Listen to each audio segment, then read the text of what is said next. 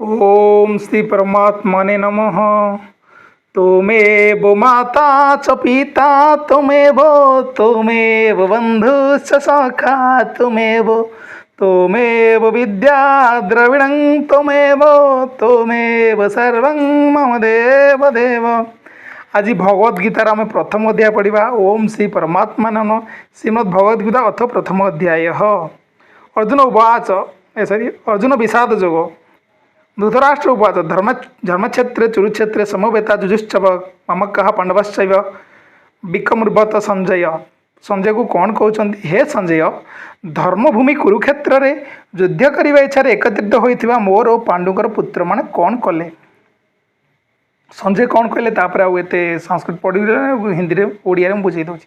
संजय कहले युद्धारंभ समय राजा दुर्योधन व्यूहरचना युक्त पांडव सेना को देखी द्रोणाचार्य पाखु जाई कहले, हे आचार्य, आपण बुद्धिमान शिष्य द्रुपद पुत्र दुष्यंत द्रोणाचार्य शिष्य दुष्यंत बिहु काल सज्जित पांडुपुत्र मान विराट सेना को देखंतु। यही सेनार महा धनुर्धर युद्धरे भीम और अर्जुन समान सुरबीर वीर सत्यकी विराट तथा महारथी राजा द्रुपद दृष्टकेतु ओ चेकितान तथा बलवान काशीराज पुरजित कुंतीभज और मनुष्य मानक मध्य श्रेष्ठ शैव्य पराक्रमी युद्धामिन्यु मन्यु तथा बलवान उत्तमौजा सुभद्रा पुत्र अभिमन्यु एवं द्रौपदी पंचपुत्र अच्छा। एम समस्ते महारथी। हे ब्राह्मण श्रेष्ठ, आम पक्षरे भी जो प्रधान योद्धा मैंने अच्छा से आपण जाणी नियंतु। मो सेनारे जो सेनापति मैंने अच्छा आपण जाणी मत से नाम कहूँ। आपण द्रोणाचार्य निजे, पितामह भीष्म, कर्ण एवं संग्राम विजयी कृपाचार्य तथा सेहीपरि अश्वत्थामा विकर्ण और सोमदत्त पुत्र भूरिश्रवा एवं एमान छड़ा मो पाई जीवन में आशा त्याग कर आहुरी बहु सुरवीर मध्य नाना प्रकार अस्त्र शस्त्र सज्जित हो उपस्थित अच्छा। से समस्ते युद्धरे निपुण जो मैंने मो पक्षरे अच्छा।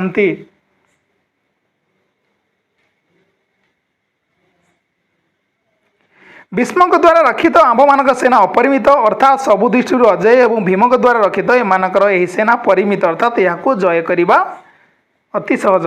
ये छोट सेना देखुं आम सेना बहुत बड़, तो आम सेना को एम जितवा बहुत सहज कहते। तेणु सकल विहु द्वार निज निज स्थान में रही सकल विहु द्वारा सब युद्ध द्वार आपण मैंने समस्त निश्चिंत भाव भीष्म पितामह को सकल दिगु रक्षा करंतु। सेनापति कुरुवृद्ध महाप्रतापी पितामह भीष्म दुर्योधन हृदय हर्ष उत्पन्न कराई उच्च स्वर में सिंहनाद परी गर्जन कर शंख बजाइले भीष्म। तापर बहु शंख, भेरी, नागरा, मर्दल और रणसिंहा आदि वाद्य एक संगे बाजी उठिला। से सबुर शब्द अति भयंकर है। तापर धड़ागड़ा जोचा जाइथिबा उत्तम रथरे बसी श्रीकृष्ण परमात्मा अर्जुन मध्य निज निजर दिव्य शंख बजाइले। श्रीकृष्ण परमात्मा पंचजन्य नामक अर्जुन, देवदत्त नामक एवं भयानक कर्मसाधनाकारी भीमसेन पौंड्र नामक महाशंख बजाइले। कुंतीपुत्र राजा युधिष्ठिर अनंत विजय नामक एवं नकुल सहदेव यथाक्रमे सुघोष मणिपुष्पक नामक शंख बजाइले। श्रेष्ठ धनुधर काशीराज महारथी श्रीखंडी दृष्टद्युम्न राजा विराट अजय सत्यकी राजा द्रुपद द्रौपदी पांच पुत्र एवं सुभद्रा पुत्र महाबाहु अभिमन्यु, हे राजन, ये समस्ते सकल दिगरु पृथक पृथक शंख बजाइले। से भयंकर शब्द आकाश और पृथ्वी को प्रतिध्वनित कर दुर्योधन आदि कौरव मानकर हृदय विदीर्ण करदेला। हे राजन, यापर व्यूह रचना पूर्वक युद्ध करने को प्रस्तुत हो रही धृतराष्ट्र संबंधी मानक देखी शस्त्र प्रयोग करने को जाऊा समय कपिध्वज अर्जुन निज धनु उठाई हृषिकेश श्रीकृष्ण भगवान को कहले, हे अच्युत, मो रथ को नहीं दुई सेना मध्य ठिया करंतु। यही युद्ध रूपक व्यापार में मत क्या सहित युद्ध करने को युद्ध क्षेत्र में ठिया होता से युद्धाभिलाषी विपेक्षी योद्धा मानक जेपर्यंत मु भल रूपे देखी चिन्ह न नहीं से पर्यंत रथ ठिया करंतु। दुर्बुद्धि दुर्योधनर युद्धरे हिताकांक्षी होई जो राजा माने यही सेना आसी से योद्धा मानक मुझे भल कर देखी। संजय कहले, हे धृतराष्ट्र, अर्जुन यहीपरि कहिबारु भगवान श्रीकृष्ण दुई सेना मध्य भीष्म और द्रोणाचार्य सम्मुखें तथा समस्त राजा सम्मुखें उत्तम रथटी ठिया कराई दे कहले, हे पार्थ, युद्ध एकत्रित होता यही कौरव मान को देख। तापर पुथापुत्र अर्जुन से उभय सेना मध्य विद्यमान पितृ, पितामह, आचार्य, मामू, भाई, पुओ, नाती, मित्र, ससुर ଓ ସୁହୃଦମାନଙ୍କୁ ଦେଖିବାକୁ ପାଇଲେ। ସେହି ଉପସ୍ଥିତ ସମସ୍ତ ବନ୍ଧୁକୁ ଦେଖି କୁନ୍ତୀପୁତ୍ର ଅର୍ଜୁନ ଅତ୍ୟନ୍ତ କରୁଣାପରବଶ ହୋଇ ଶୋକ କରୁ କରୁ କହିଲେ, ଅର୍ଜୁନ କ'ଣ କହିଲେ? ହେ କୃଷ୍ଣ, ଯୁଦ୍ଧ କ୍ଷେତ୍ରରେ ଦୃଢ଼ ଭାବରେ ଦଣ୍ଡାୟମାନ ହୋଇଥିବା ଏହି ଯୁଦ୍ଧାଭିଳାଷୀ ସ୍ୱଜନ ସମିତିକୁ ଦେଖି ମୋର ଅଙ୍ଗମାନ ଶିଥିଳ ହୋଇଯାଉଛି। ମୁଁ ଶୁଖି ଯାଉଛି ଓ ଦେହରେ କମ୍ପ ତଥା ରୋମାଞ୍ଚ ଜାତ ହେଉଛି। ହାତରୁ ଗାଣ୍ଡିବଧନୁ ଖସୁ ପଡ଼ୁଛି, ଚର୍ମ ବି ଭୀଷଣ ଜ୍ୱାଳା କରୁଛି ତଥା ମୋର ମନ ଘୂର୍ଣ୍ଣିତ ହେଲା ପରି ଲାଗୁଛି। ତେଣୁ ମୁଁ ଠିଆ ହୋଇ ରହିବାକୁ ବି ସମର୍ଥ ହୋଇପାରୁନାହିଁ। ହେ କେଶବ, ମୁଁ ଲକ୍ଷଣ ସବୁକୁ ବିପରୀତ ହିଁ ଦେଖୁଛି। ଯୁଦ୍ଧରେ ସ୍ୱଜନ ସମୁଦାୟକୁ ମାରିବାର କୌଣସି କଲ୍ୟାଣ ବି ଦେଖିପାରୁନାହିଁ। ହେ କୃଷ୍ଣ, ମୁଁ ବିଜୟ ଚାହୁଁନାହିଁ କି ରାଜ୍ୟ ତଥା ସୁଖ ମଧ୍ୟ ଚାହୁଁନାହିଁ। ହେ ଗୋବିନ୍ଦ, ଆମର ଏପରି ରାଜ୍ୟରେ କି ପ୍ରୟୋଜନ ଅଥବା ଏପରି ଭୋଗମାନଙ୍କରେ ଓ ଜୀବନରେ ବି କି ଲାଭ ଅଛି? ଆମେ ଯେଉଁମାନଙ୍କ ପାଇଁ ରାଜ୍ୟ ଭୋଗ ସୁଖ ଆଦି ଅଭିଳାଷ କରୁଛୁ, ଏହି ସେହି ଧନ ଓ ଜୀବନର ଆଶା ପରିତ୍ୟାଗ କରି ଯୁଦ୍ଧ କରିବାକୁ ଠିଆ ହୋଇଛନ୍ତି। ଗୁରୁମାନେ, ପିତୃମାନେ, ପୁତ୍ରମାନେ ଏବଂ ସେହିପରି ପିତାମହମାନେ, ମାମୁଁମାନେ, ଶ୍ୱଶୁରମାନେ, ନାତିମାନେ, ଶାଳକମାନେ ତଥା ଅନ୍ୟ ସମ୍ବନ୍ଧୀୟମାନେ ବି ଅଛନ୍ତି। ହେ ମଧୁସୂଦନ, ଏମାନେ ମୋତେ ମାରିଦେଲେ ମୁଁ ଏମାନଙ୍କୁ ମାରିବାକୁ ଚାହେଁ ନାହିଁ। ପୃଥିବୀ ଲାଭ କରିବା କଥା କିଏ ପଚାରେ? 3 ଲୋକର ରାଜ୍ୟାଧିକାର ମିଳିବାର ଥିଲେ ମଧ୍ୟ ମୁଁ ଏମାନଙ୍କୁ ମାରିବାକୁ ଚାହୁଁନାହିଁ। ହେ ଜନାର୍ଦ୍ଦନ, ଧୃତରାଷ୍ଟ୍ରଙ୍କ ପୁତ୍ରମାନଙ୍କୁ ମାରିଦେଲେ ଆମକୁ କି ସୁଖ ମିଳିବ? ଏହି ଆତତାୟୀଙ୍କୁ ମାରିଲେ ତ ଆମକୁ ପାପ ହିଁ ଲାଗିବ।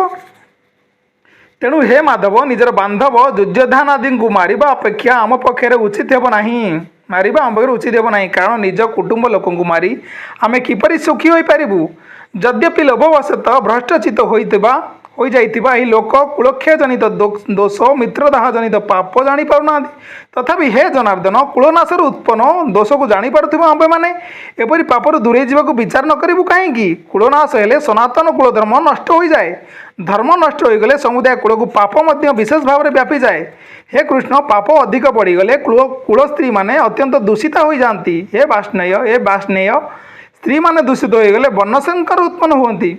କୁଳନାଶକାରୀମାନଙ୍କୁ ତଥା କୁଳକୁ ନରକକୁ ନେଇଯିବା ଲାଗି ବର୍ଣ୍ଣସଂକର ଜାତ ହୋଇଥାଏ। ପିଣ୍ଡକ୍ରିୟା ଓ ଜଳଦାନ କ୍ରିୟା ଲୁପ୍ତ ହେବାରୁ ପିତୃଲୋକମାନେ ଶ୍ରାଦ୍ଧ ଓ ତର୍ପଣରୁ ବଞ୍ଚିତ ହୋଇ ଅଧୋଗତି ପ୍ରାପ୍ତ ହୁଅନ୍ତି।